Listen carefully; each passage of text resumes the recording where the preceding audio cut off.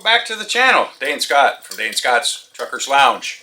I hope you guys had a blessed Thanksgiving and had time with your families and a lot of good food. So yeah, we're kind of pouring on a few pounds here. Got to get rid of. Geez, we still got Christmas to go yet, so got to pace myself. But all the good food at this time of year is awesome too. So this week, what we want to do is get a wrap up on the Kenny Pierce interview. I told you in part one there I needed to make it 2 parts because I didn't want to get the video too long. So got some more cool stuff from Kenny, some stories and some more of his experiences in trucking. So you guys did enjoy that first part. A lot of you were anxious for the second part, so we're going to serve that up to you here. So hey, if you like old school trucking and all the related things, all the media and the old school stories, and of course the very cool trucks that go with it, then stick around town.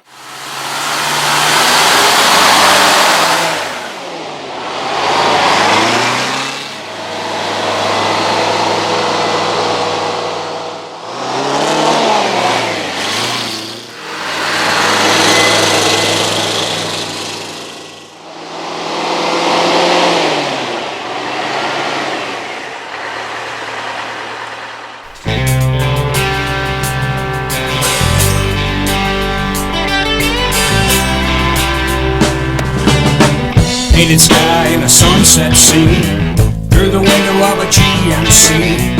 White lines and lighted signs got me hypnotized. There's nothing like the feel of the road and the smell of the diesel smoke. Another 10 or 20 miles, I'll be born here. So let's get this show on the road, shall we? 13 years just laying it down, driving my GMC. Yeah, you know what I mean.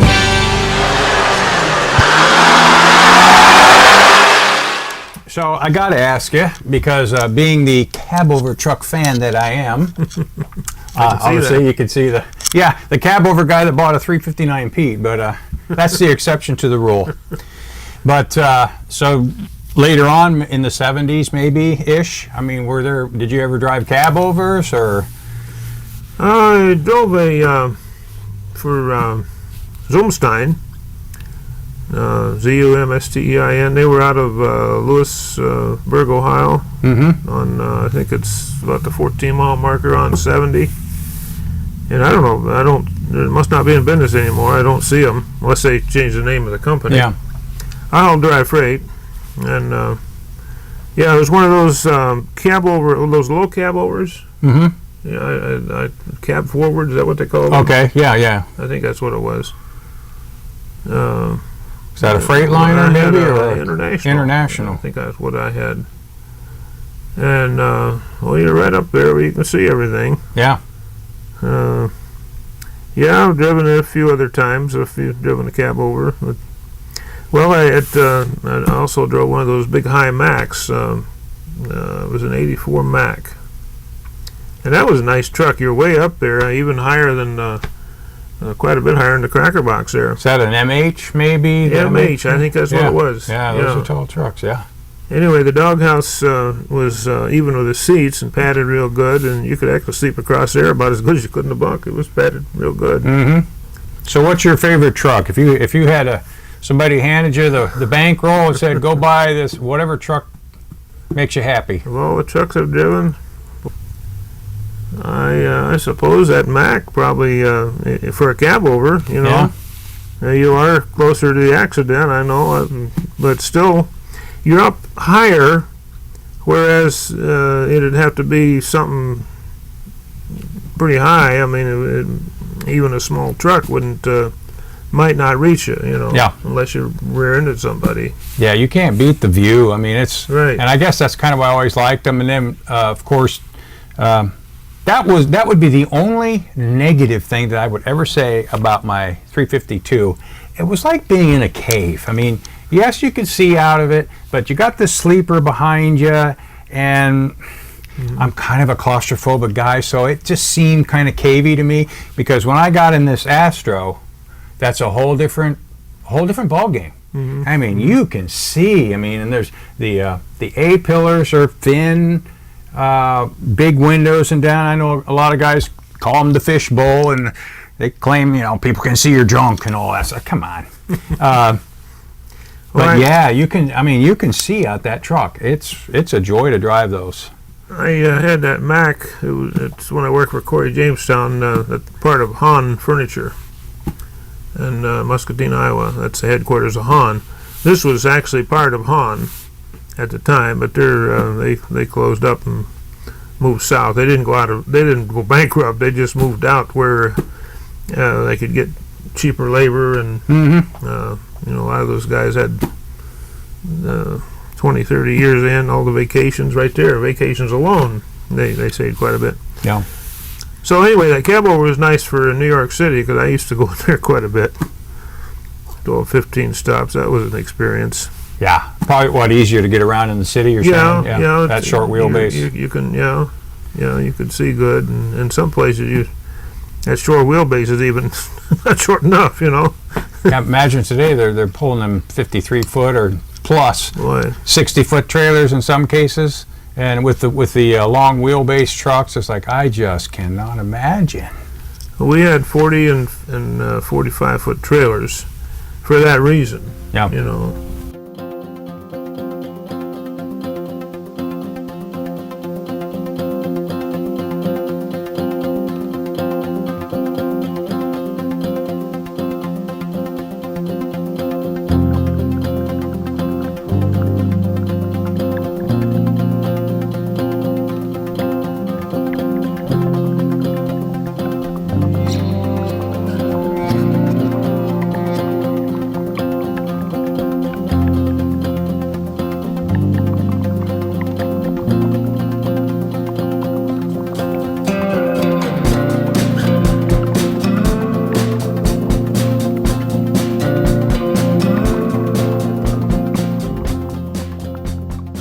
So, kind of moving up nowadays, I guess, or modern times or whatever, you're still doing some driving. Well, once in a while, yeah, I do. Maybe about one a week on average. I might work 2 days in a row or something, and then not do anything for 3 weeks. What kind of gig is that?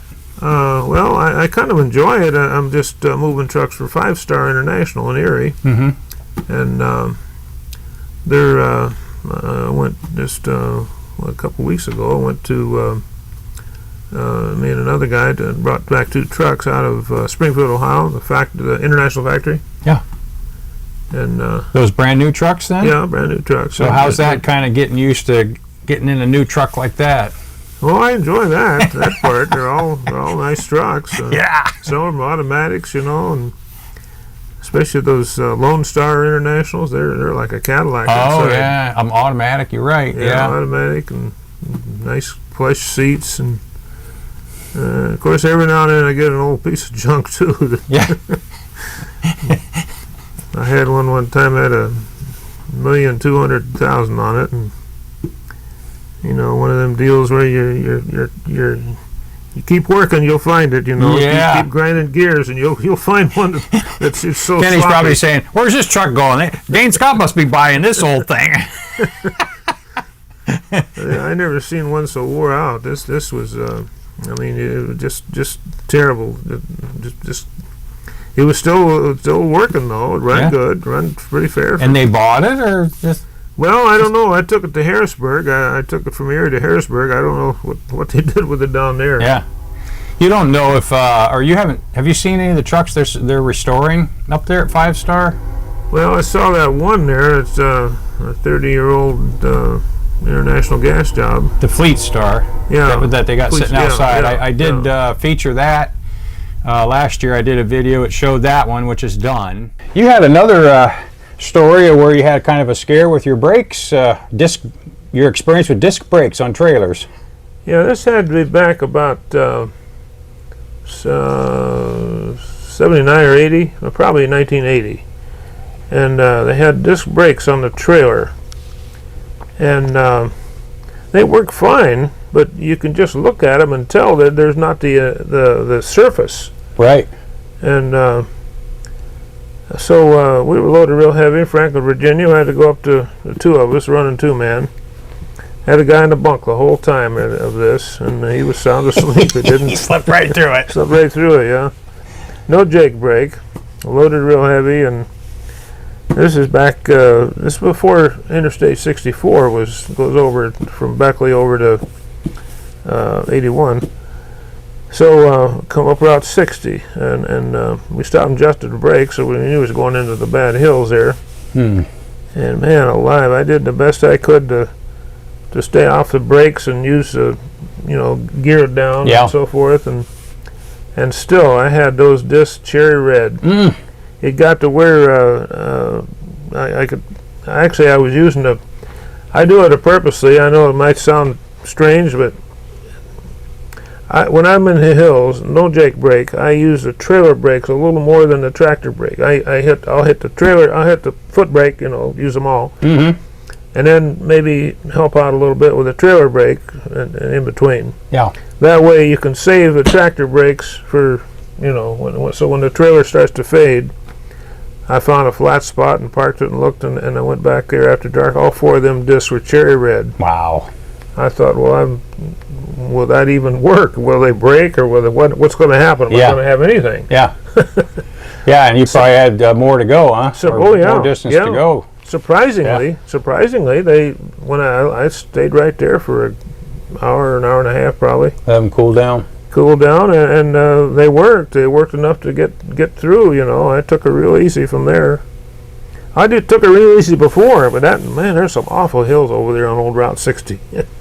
Well, you've got quite a career where you've had safety. I mean, right? It ought to be a law that they have Jake brakes on all trucks anywhere in the hill. Well, anywhere for that matter. Yeah. Because I've had experiences. I had another trailer one time where select adjusters were backing off. It wouldn't hold. We adjust them up, and I thought everything was fine, and I'm not having any brakes. I'm get to looking around, and they're just shot. Yeah.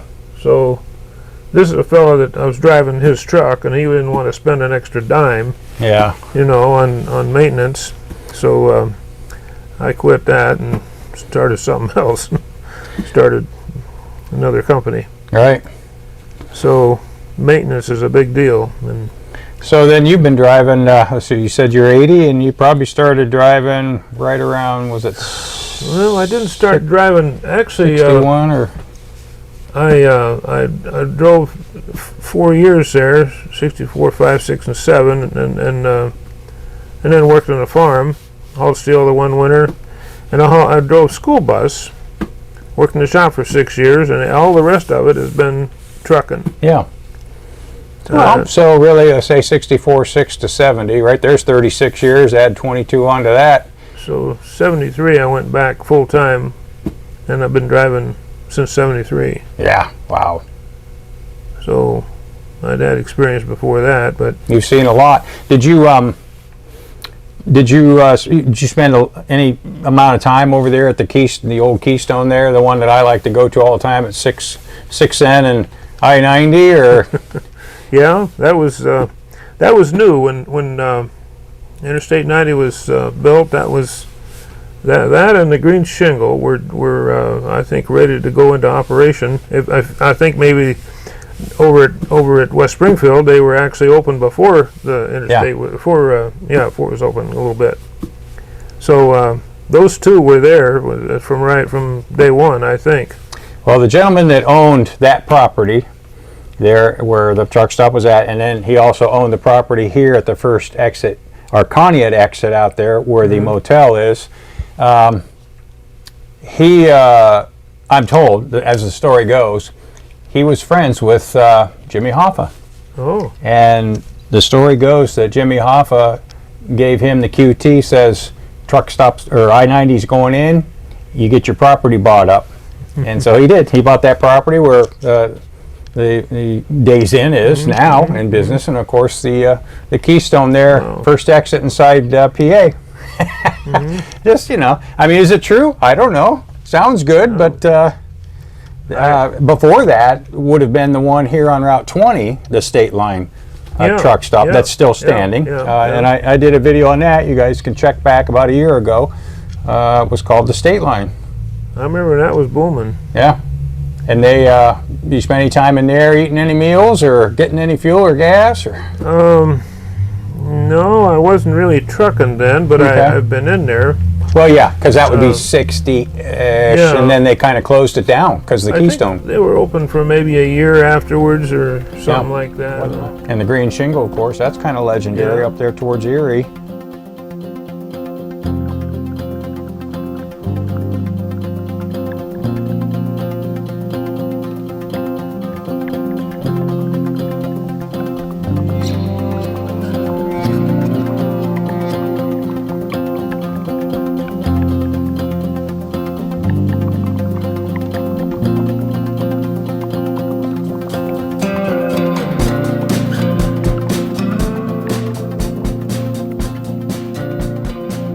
I remember the green shingle when it was in on 12th Street.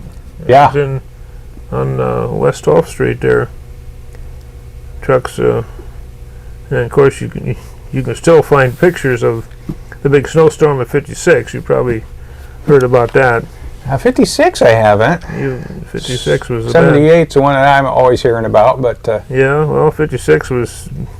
I know on Route 5 there. I was 14 years old that year. Nothing went for 3 full days. It was 4th day before anything went on Route 5. It was that bad. That bad. And so you said the green shingle. They started out downtown Erie then. They were on Erie, down in Erie there, on about where the Yorktown Mall is. If anybody knows Erie, it'd be a little bit west of 79. By the Bayfront. Yeah, by the Bayfront. Yeah. Hooks onto the Bayfront. So they moved out to 90 probably, when 90 came through? Is that when they made the move too? I think so. And I don't remember it being in there. I've heard a lot of good. I mean, I can't remember too. After that, I mean. I don't remember it being in there. Everybody seems to agree anytime that anybody that opines on the green shingle, it's always like their food was excellent, their specials and all that stuff. It's a shame. It was a nice looking place too, but I'm told that the foundations and some of the building just wasn't up to snuff for some reason. I'm not just exactly sure why, but well, the sign had a good foundation. That's not still standing. Not the green shingle, but Dixie. But it's like amazing. Yeah, I know. It's like, why do they leave that sign up there? I don't know. I guess it's cool. I don't know if you've seen lately. My haunt out there at the old Keystone, they've tore up the tanks now and all the lines. It's just all tore up. Yeah, a lot more vandalism. Windows are smashed. It's just depressing. I went through there yesterday. I'm like, oh, this is depressing. Boy, I've got some memories of that place. Yeah. Well, that's where I used to ride my bike down and watch the trucks as a kid. Oh, yeah, yeah. And talk to the truckers and bug them and the fuel jockeys and so this little kid on his bike asking them questions about trucks. They must have loved that. But yeah, that's what I did. And of course, you knew. I'm sure you knew Bill Brown, the one that used to take me to Boston. Yeah. He's kind of a legendary guy in the area. Yeah, yeah. And I remember when he had I think it was like a '55 auto car. Oh, did he? But I just remember that green truck sitting there. Auto car, okay. Yeah, he had 2 K100s, Kenworths, when I rode with him, probably 72, 3.4-ish, somewhere in there. And I ran into him up in, just inside of Massachusetts one time. That's when he was still trucking. I was driving for Hammer Mill. Mm-hmm. So this would have been 78, 9, along in there. Okay, they had a lot of K100s. Did you drive Cabovers with Hammer Mill, or? Yeah. I only was there 78, 80, 79, 78, 79, 80, 81, 4. Yeah. Well, not. I didn't make quite 4 years. I remember them blue Kenworth Cabovers. were like everywhere. And then they went to the white ones, all white. Yeah, it's a shame. Everybody knew him everywhere you went. I mean, that used to just amaze me. They'd be like, "Hey, Willie," or "Billy," or "Bill," or whatever. Anybody called him. He just knew everybody. Wee Willie, yeah. Yeah. He did know a lot of people. Well, hey, He was a legend.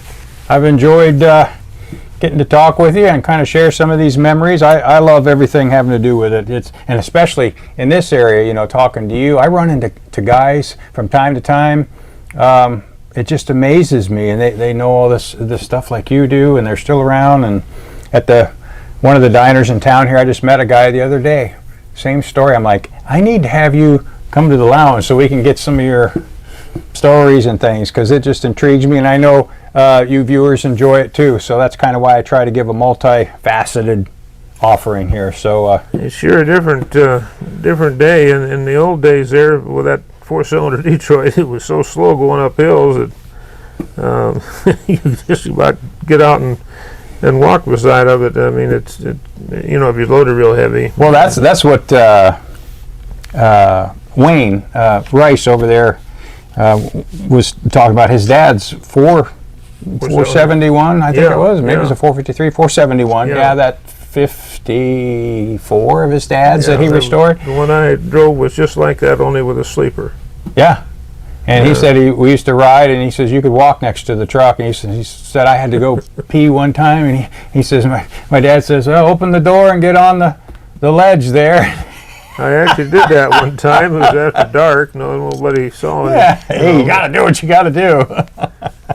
So I've never tried it driving. I don't think I want to try that. So. No. I've seen some wild stuff now. Guys posting on this TikTok where they're leaning out of the truck, they're holding on, and they're dancing on, and they're getting back in. It's like, oh, please. That's scary. Yes. I've seen some of that. Not in reality, just what you saw. Yeah, a little clip. So, well, Kenny, if you would agree to it, I'll have you back sometime again, and we'll do this again. I enjoyed it. I can think of anything interesting. Yeah. But it sure changed, and seemingly not for the better, because we communicated better back in those days, with hand signals, scales or wind her up, let her go, or like that. Yeah. Road's good ahead, or that's not V for victory. That's V for radar. Okay. Radar was popular. It came out way back there. Well, yeah, I can drive to a truck show all the way down Route 11 and never hear one person on the CB. It's depressing, There used to be so much chatter on there. You needed 40 channels. Yeah, you did. So, well, all right, we'll put it to an end for now, but maybe that's what we'll talk about next time, is the differences that you've seen over the years, because you've driven for several decades, more than several decades, and there's differences. So maybe we'll investigate that next time. So thank you, Kenny. Okay. I appreciate your time. Appreciate you coming. Till next time, you guys keep the hammer down, safe and sound.